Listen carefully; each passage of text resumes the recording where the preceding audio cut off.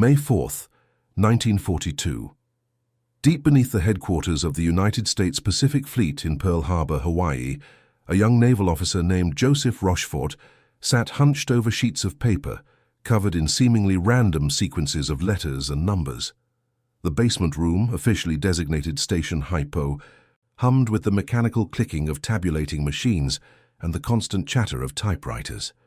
Outside, the tropical sun blazed at 87 degrees, but down here in this cramped, windowless space that smelled of cigarette smoke and stale coffee, time operated differently. Rochefort wore a smoking jacket and slippers, his uniform long abandoned in favor of comfort during the endless hours of work. His team of codebreakers, mathematicians, linguists, and cryptanalysts worked in shifts around the clock, chasing patterns in Japanese naval communications that Tokyo's military leaders believed were completely secure. The Japanese High Command was certain, absolutely convinced, that their primary fleet code system was impenetrable to enemy intelligence. Every intercept, every captured document, every interrogation of prisoners confirmed their belief that the complex cipher system they used for naval operations remained an unbreakable shield around their strategic intentions. They would soon discover how catastrophically wrong they were. Before we dive into this story, make sure to subscribe to the channel and tell me in the comments where you are watching from. It really helps support the channel. This is the story of how a small group of American cryptanalysts achieved what the Japanese considered impossible. Reading their most sensitive naval communications in near real time and using that information to orchestrate one of the most decisive military victories of the Pacific conflict, all while the enemy remained convinced their secrets were safe. The foundation of Japanese confidence rested on a code system they called JN-25. This was not a simple substitution cipher that could be broken with frequency analysis or basic cryptographic techniques. It was a super-encipherment system that used a codebook containing approximately 33,000 five-digit numerical groups, each representing a word, phrase, or concept. After encoding a message using the codebook, operators would then apply an additive cipher from a separate book of random number groups, obscuring the underlying code groups. To read a message, an adversary would need to strip away the additive layer, then possess or reconstruct the codebook itself, a task the Japanese believed would take years, even if enemy intelligence services captured examples of their communications. They had reason for confidence. The Japanese Navy had used variations of this system since the 1920s, constantly updating and refining it. Version 25 had been introduced in June 1939 and underwent major changes every 6 months, with minor modifications to the additive tables occurring even more frequently. The codebooks were printed in limited quantities, distributed under heavy security, and required to be destroyed immediately if capture seemed imminent. No codebook had ever fallen into enemy hands intact. The cipher clerks who operated the system underwent extensive training and were considered among the most trusted personnel in the fleet. Meanwhile, in Washington, Hawaii, and a small station in Melbourne, Australia, American and Allied cryptanalysts were waging a different kind of conflict. The effort to break JN-25 had begun even before the attack on Pearl Harbor, when the United States maintained an uneasy peace with Japan while watching Japanese expansion across Asia with growing alarm. The Navy's Signals Intelligence Organization, known by the bland designation of OP-20G in Washington and Hypo in Hawaii, had assigned some of its best minds to the problem. Lieutenant Commander Joseph Rochefort had arrived in Hawaii in June 1941 to take charge of Station Hypo. At 41 years old, he was a career naval officer who had spent much of the previous decade studying the Japanese language, culture, and military thinking. He had lived in Japan for 3 years, achieving near-native fluency and developing an intuitive understanding of how Japanese officers communicated. This cultural insight proved as valuable as mathematical skill in the arcane world of code-breaking. His team was small, never more than about 120 people at its peak, and operated under conditions that would have seemed impossible to outsiders. The basement space was never meant to house such an operation. Poor ventilation meant the air grew thick and stale. The constant noise of tabulating machines made conversation difficult. Security requirements meant windows were blacked out, and outside contact severely restricted. Some cryptanalysts worked 20-hour shifts, sleeping on cots in corners when exhaustion made further work impossible, then returning to their desks after a few hours of rest. The work itself required extraordinary patience and pattern recognition. A typical Japanese naval message, once intercepted by radio listening posts scattered across the Pacific, would arrive at Hypo as a string of 5-digit groups. First, the team had to identify which additive tables were being used, itself a complex task requiring analysis of multiple messages. Then they could begin stripping away the additive layer. What remained was the underlying code groups from the codebook. But without the actual codebook, these were still meaningless numbers. Recovery of the codebook values happened gradually, painfully, through a process called code stripping. Cryptanalysts would look for patterns, repeated phrases, contextual clues, and known message formats. When the Japanese transmitted weather reports, for instance, the format was predictable: location names followed by specific meteorological terms. By comparing many weather reports from known locations, analysts could begin to identify code groups for those locations and weather conditions. Each recovered code group was entered into a master index that grew slowly larger, like assembling a massive jigsaw puzzle, one piece at a time. By December 7, 1941, when Japanese aircraft appeared over Pearl Harbor and plunged the United States into open conflict, Hypo had recovered perhaps 10 to 15% of the JN-25 codebook. It was enough to get the gist of some messages, but far from a complete break. The attack itself destroyed much of the physical infrastructure at Pearl Harbor and killed more than 2,400 Americans, but it left Station Hypo intact. In the chaotic weeks that followed, while the Navy scrambled to repair damaged ships and reorganize its forces, Rochefort and his team continued their invisible battle in the basement, working with renewed urgency. The Japanese made their first critical mistake in the months following Pearl Harbor. Flush with a series of stunning victories across the Pacific, the Philippines, Malaya, Singapore, the Dutch East Indies, they grew confident, perhaps even careless. Message volume increased dramatically as the expanded empire required more coordination. Commanders began using the naval code for communications that might have been sent through less secure channels. Each additional message gave the codebreakers more raw material to work with, more patterns to analyze, more opportunities to recover additional code groups. By March 1942, Hypo's recovery rate had climbed to somewhere between 20 and 30%. This was the crucial threshold where experienced cryptanalysts with deep subject matter knowledge could begin reading substantial portions of messages. Rochefort and his team started to discern Japanese operational intentions days or even weeks in advance.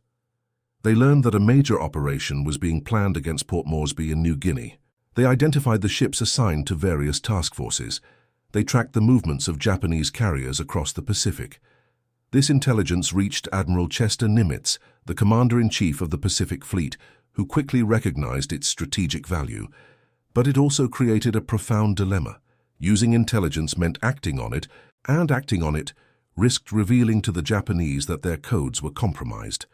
If Tokyo realized American commanders knew their plans in advance, they would change their entire communications security system, and months or years of cryptanalytic work would become worthless overnight.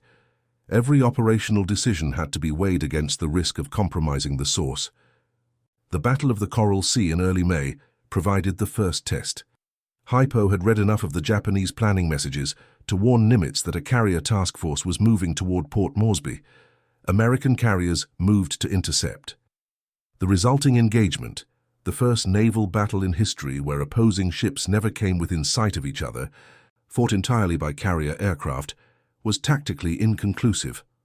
The United States lost the carrier Lexington, while the Japanese lost the light carrier Shoho and suffered heavy damage to the fleet carrier Shokaku. But strategically, the Japanese advance toward Port Moresby was halted, their first significant setback. More importantly, from an intelligence perspective, the Japanese showed no signs of suspecting their codes had been compromised. They attributed the American presence to routine patrol activity or perhaps a lucky break.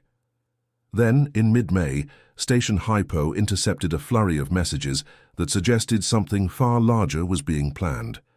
multiple references appeared to a target designated with the letters AF. The messages indicated this would be the main objective of a massive operation involving much of the Japanese combined fleet, including all 4 remaining fleet carriers that had struck Pearl Harbor. Admiral Yamamoto Isoroku himself, the commander of the combined fleet and architect of the Pearl Harbor attack, would personally oversee the operation from the battleship Yamato. Whatever AF was, it represented a strategic priority of the highest order for Japan. But what was AF? The location codes in JN-25 were among the hardest values to recover because they appeared less frequently than common operational terms. Hypo had identified dozens of location designators, but could not definitively match them all to specific places. Some analysts thought AF might be Oahu, Hawaii, a second strike at Pearl Harbor. Others suggested the Aleutian Islands in the far north. Rochefort believed, based on the context of messages and the forces being assembled, that AF was Midway Atoll, a tiny coral island roughly 1,300 miles northwest of Hawaii. Midway had limited strategic value itself. It held a small airfield and garrison, but its location made it the westernmost American outpost protecting the Hawaiian Islands. If Japan captured Midway, it would provide a forward base for future operations and potentially draw out the American carrier fleet for a decisive battle. But belief was not certainty, and the stakes were too high for guesswork. If Rochefort was wrong about the target, American carriers might be sent to defend the wrong location, while the real objective went unprotected. Admiral Nimitz needed confirmation before committing his limited forces. The Pacific Fleet had only 3 operational carriers: Enterprise, Hornet, and Yorktown, facing a Japanese force with 4 carriers and overwhelming superiority in battleships and cruisers. A mistake could result in the destruction of American naval power in the Pacific. Rochefort proposed an ingenious deception to confirm Midway as the target. He asked Nimitz to have Midway send a message in a low-level code that the Japanese were known to read, reporting that the island's water distillation plant had broken down and fresh water was running short. 2 days later, Hypo intercepted a Japanese message stating that AF was short of water. The Japanese had taken the bait, confirming that their target designation AF was indeed Midway Atoll. Armed with this certainty, Nimitz began positioning his forces.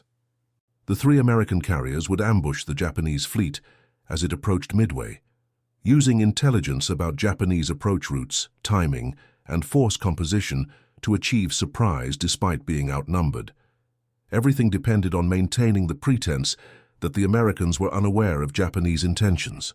Operational orders had to be carefully worded to avoid any hint that specific intelligence about enemy plans was available. Radio traffic was managed to create the impression that carriers were still in port or operating far from Midway. Even the garrison on Midway itself received only limited warning to avoid any change in routine that might alert Japanese reconnaissance. As May turned to June, Station Hypo worked around the clock to extract every possible detail from the torrent of Japanese messages. They identified the date the operation would begin, June 3rd or 4th, depending on final approach schedules. They determined that the carrier force would approach from the northwest, while a separate force attacked the Aleutian Islands as a diversion. They learned the composition of nearly every task force, the call signs of individual ships, even the planned aircraft complement for the carrier strike on Midway. Rochefort practically lived in the basement, sleeping in brief snatches, surviving on coffee and nervous energy. His smoking jacket became something of a legend among the Hypo staff, the unofficial uniform of the codebreaker who rarely saw daylight. The intelligence was so detailed, so comprehensive, that some senior officers in Washington questioned whether it might be Japanese disinformation, too good to be true. Perhaps the Japanese knew their codes were compromised and were feeding false information to lure American carriers into a trap. Admiral Ernest King, the chief of naval operations in Washington, harbored doubts. But Nimitz had worked closely enough with Rochefort to trust his judgment. The preparations continued. On June 3rd, Japanese flying boats conducted reconnaissance over Pearl Harbor and reported the harbor empty of carriers, exactly as Nimitz had planned. The carriers were already at sea, positioned northeast of Midway in a location Japanese planners never anticipated. Enterprise and Hornet formed one task force under Rear Admiral Raymond Spruance. Yorktown, hastily repaired after suffering damage at Coral Sea in work that would normally take 3 months, but was accomplished in 3 days, sailed as a separate force under Rear Admiral Frank Fletcher. Early on June 4th, the Japanese carrier force under Vice Admiral Nagumo Chuichi launched its strike against Midway.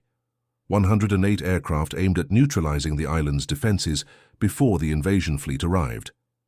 American patrol planes spotted the Japanese fleet at exactly the distance and bearing hypo had predicted. The ambush was set. What followed was a battle of extraordinary complexity, confusion, and ultimate decisiveness. American torpedo bombers attacked in piecemeal waves and were cut down in devastating numbers by Japanese fighters. 41 of 42 torpedo bombers were lost with almost no hits achieved. The sacrifice seemed futile, a catastrophic failure. But those attacks had drawn Japanese fighters down to low altitude and scattered Japanese combat air patrol at the exact moment American dive bombers arrived overhead at high altitude, almost by accident, running low on fuel and nearly ready to turn back. Lieutenant Commander Wade McCluskey, leading dive bombers from Enterprise, spotted a lone Japanese destroyer racing north and gambled that it might be heading toward the main fleet. Following the destroyer's wake, he found all 4 Japanese carriers, Akagi, Kaga, Soryu, and Hiryu, their decks crowded with aircraft being refueled and rearmed, their defenses focused on the low-altitude torpedo attacks. At 34 minutes past 10 in the morning, McCluskey's dive bombers rolled into their attacks. Within 5 minutes, 3 Japanese carriers were burning from multiple hits. A 4th would be struck later in the day. The Japanese never understood what had happened. From their perspective, the American carriers had appeared in exactly the wrong place, or rather, from the Japanese viewpoint, the wrong place for Japan. The Americans had been waiting, positioned perfectly for an ambush. But how? Had it been extraordinary luck, brilliant guesswork, excellent reconnaissance? The possibility that their most secure naval communications had been read in detail simply did not occur to Japanese commanders. Their faith in the invulnerability of JN-25 remained unshaken. In the aftermath of Midway, Japanese naval leadership conducted extensive investigations. They examined every aspect of operational security, looking for leaks or breaches. They considered whether a spy network might have penetrated fleet headquarters. They questioned whether observers in Hawaii might have tracked ship movements. They analyzed radio traffic patterns for signs that might have given away their intentions. What they did not do was fundamentally question the security of their codes. Technical officers assured commanders that the mathematical complexity of JN-25 made cryptanalysis effectively impossible without possession of the codebooks. No codebook had been captured, therefore the codes remained secure. The logic seemed airtight. Some officers expressed concerns. A few suspicious minds wondered about the pattern of American carriers appearing at critical moments. But these doubts ran into the immense institutional investment Japan had made in the code system. Changing codes was not a simple matter of printing new books. It required distributing updated materials to hundreds of ships and stations across the vast Pacific theater. It disrupted communications during the transition period. It required retraining thousands of cipher clerks. Most importantly, it required admitting that years of work and enormous resources had been invested in a system that might be compromised. The organizational incentive was to believe the system worked, and so the Japanese continued using JN-25, making periodic updates to the additive tables as planned, but not implementing the fundamental overhaul that might have blinded American intelligence. In the basement of Pearl Harbor, Rochefort and his team continued reading Japanese messages, their recovery rate climbing higher as months passed and more cribs were developed. By late 1942, Typo could read 60 to 70% of typical Japanese naval messages within hours of interception. This intelligence shaped the entire character of the Pacific conflict in ways that remained invisible to the Japanese. American submarines received detailed intelligence about Japanese shipping routes and schedules, allowing them to position themselves perfectly to intercept merchant vessels carrying vital supplies. By 1944, American submarines would account for more than half of all Japanese merchant ship tonnage lost, a devastating campaign of interdiction that slowly strangled Japan's war economy. Much of that success flowed from intelligence that told submarine commanders exactly where targets would be and when. American air forces used communications intelligence to track the movements of senior Japanese commanders, leading to one of the most controversial intelligence operations of the conflict. In April 1943, Station Hypo intercepted messages detailing an inspection tour by Admiral Yamamoto, the combined fleet commander. The itinerary included specific dates, times, and locations where Yamamoto would be traveling by aircraft. American leaders faced an agonizing decision: use the intelligence to ambush Yamamoto's plane, eliminating Japan's most capable naval strategist, but risk revealing that codes were compromised, or preserve the intelligence source by allowing him to travel unmolested. They chose to act. On April 18, 1943, American fighters intercepted Yamamoto's plane over Bougainville and brought it down. Yamamoto's death was a severe psychological blow to Japanese forces. He was the most visible and respected figure in the Navy. But from an intelligence perspective, the key question was whether the Japanese would realize how the ambush had been arranged. To provide cover, American forces emphasized the regularity of Yamamoto's inspection schedule and suggested that coast watchers in the Solomon Islands had spotted and reported his aircraft. The Japanese conducted another investigation, but again failed to conclude that their codes were compromised. The institutional faith in JN-25 held firm. Throughout 1943 and 1944, as American forces island-hopped across the Pacific in costly amphibious campaigns, communications intelligence provided insights into Japanese defensive preparations, reinforcement schedules, and strategic priorities. Commanders could plan assaults knowing which islands were weakly defended and which were fortified strongpoints. They could time operations to avoid Japanese fleet movements or, when conditions favored the Americans, to provoke engagements on favorable terms. Perhaps the most remarkable aspect of this intelligence operation was how completely secret it remained. Thousands of people worked in various capacities on signals intelligence: intercept operators at listening posts, cryptanalysts in analysis centers, translators rendering recovered Japanese text into English, intelligence officers briefing commanders. Yet operational security remained essentially intact throughout the conflict. Personnel were carefully screened and continuously reminded of the absolute necessity for secrecy. Anyone found discussing sensitive material outside secure channels faced severe punishment. The fear of compromising the source, of losing this extraordinary window into enemy thinking, created a culture of silence that held even under the stresses of global conflict. Junior officers who received intelligence summaries often had no idea where the information came from. They might see a briefing document stating that a Japanese convoy would pass through a certain area at a certain time, enabling them to position forces for an ambush, but the source would be attributed to reliable intelligence or special information without explanation. Submarine commanders who received detailed targeting data might assume it came from aerial reconnaissance or radio direction finding, never imagining that codebreakers were reading the actual sailing orders sent to merchant captains.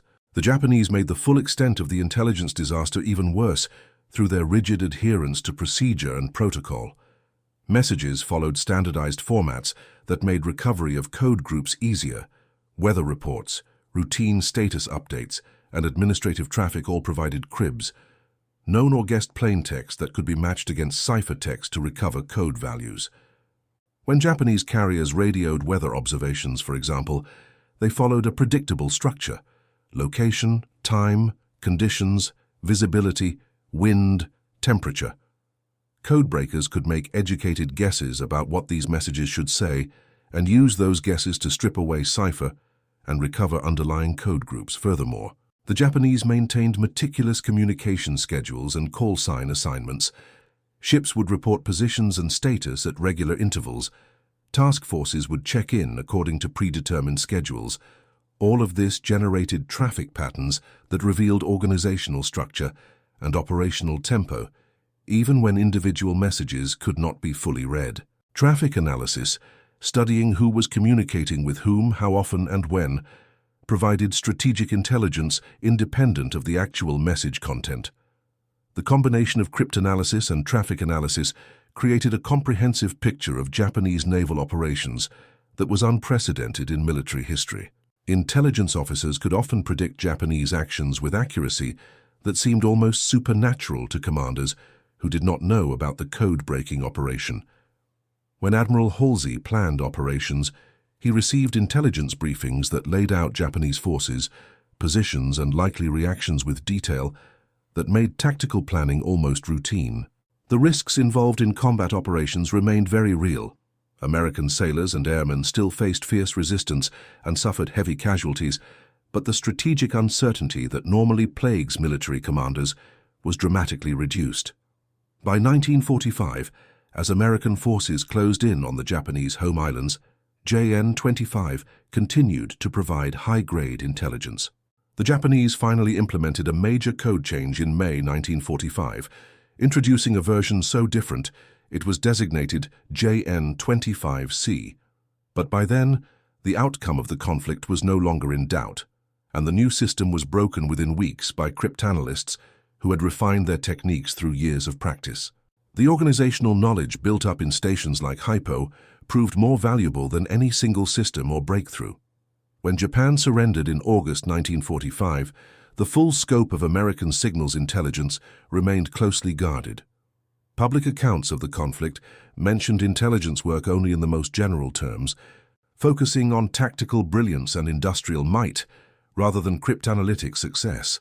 The personnel who had spent years in cramped, uncomfortable facilities reading enemy communications received no public recognition. Joseph Rochefort was awarded a Distinguished Service Medal, not during the conflict when it might have drawn attention to his work, but in 1946 after the surrender. He later left active duty and worked in private industry, his crucial contributions to victory remaining classified for decades. The secrecy served a purpose beyond protecting wartime operations.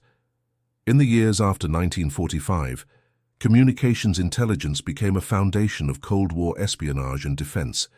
Many of the techniques, organizational structures, and even personnel from the effort against Japanese codes transitioned to new targets.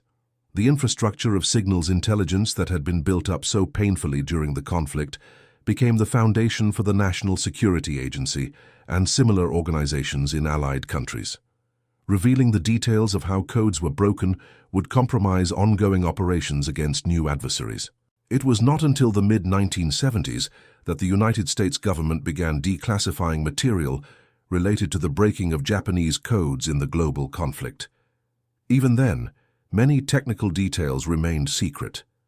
The personnel who had worked in places like Station Hypo could finally talk about their experiences, and historians could begin to understand the extent to which communications intelligence had shaped the Pacific Campaign.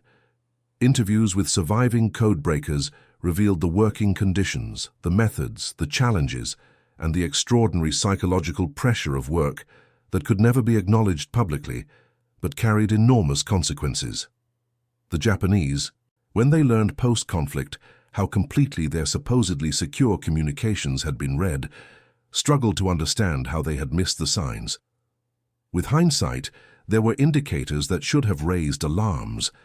The pattern of American forces appearing in unexpected locations at inconvenient times, the precision of American submarine attacks on specific ships, the ambush of Yamamoto, the disaster at Midway. But institutional confidence in the code system, reinforced by technical officers who insisted the mathematics made breaking it impossible, had overridden doubts. The psychological investment in believing the codes were secure proved stronger than the accumulating evidence that they might not be. This represented a fundamental failure of intelligence assessment. The Japanese made the classic mistake of assuming that because a system was theoretically secure, it must be secure in practice. They underestimated the dedication, ingenuity, and resources adversaries might bring to bear against the problem. They failed to consider that partial breaks, recovering even 20 or 30% of code groups, could provide actionable intelligence when combined with traffic analysis, direction finding, and subject matter expertise. They never conducted red team exercises, where their own cryptanalysts attempted to break JN-25 from a standing start to test its real-world security. They relied on theory rather than testing. The American success, conversely, demonstrated the power of persistent effort, the importance of subject matter expertise, and the value of institutional support for intelligence operations. Admiral Nimitz's willingness to trust Rochefort's assessments, even when they seemed improbable, created the conditions for intelligence to translate into operational success. The decision to prioritize code breaking, even when resources were scarce, paid extraordinary dividends. The building of organizational expertise, bringing together linguists, mathematicians, naval officers with operational experience, and meticulous clerks to manage recovered code groups, created capability that exceeded what any individual genius could have accomplished. The story also illustrated how technological and methodological advantages can remain invisible to an adversary who lacks the conceptual framework to recognize them. The Japanese could not see that their codes were being read because they believed it was impossible. Their belief created a kind of willful blindness that persisted even as evidence accumulated. This phenomenon appears repeatedly in military history. The failure to recognize that an adversary has achieved a breakthrough that changes the fundamental character of competition. For the cryptanalysts who spent years in basements and windowless offices, hunched over worksheets covered in numbers, drinking bad coffee and breathing stale air, the contribution to victory was clear, even if unacknowledged. Every recovered code group represented a small victory. Every decrypted message potentially saved American lives by enabling better operational decisions. The work was tedious, exhausting, and offered none of the glory associated with combat. Yet it proved as decisive as any battle fought with ships and aircraft. The human cost of the Pacific conflict was staggering. Millions of military and civilian deaths across years of brutal fighting. The breaking of Japanese codes did not prevent that conflict, but it shortened it. Operations that might have dragged on for years were compressed. Invasions that could have resulted in catastrophic casualties were planned with better intelligence. The ultimate decision to use atomic weapons in August 1945, controversial then and now, was made in a context where American leaders had detailed intelligence about Japanese defensive preparations and strategic thinking, all derived in part from communications intelligence. Whether that intelligence influenced the decision remains debated, but it certainly informed it. And that concludes our story. If you made it this far, please share your thoughts in the comments. What part of this historical account surprised you most? Do not forget to subscribe for more untold stories from the global conflict of the 1940s, and check out the video on screen for another incredible tale from history. Until next time.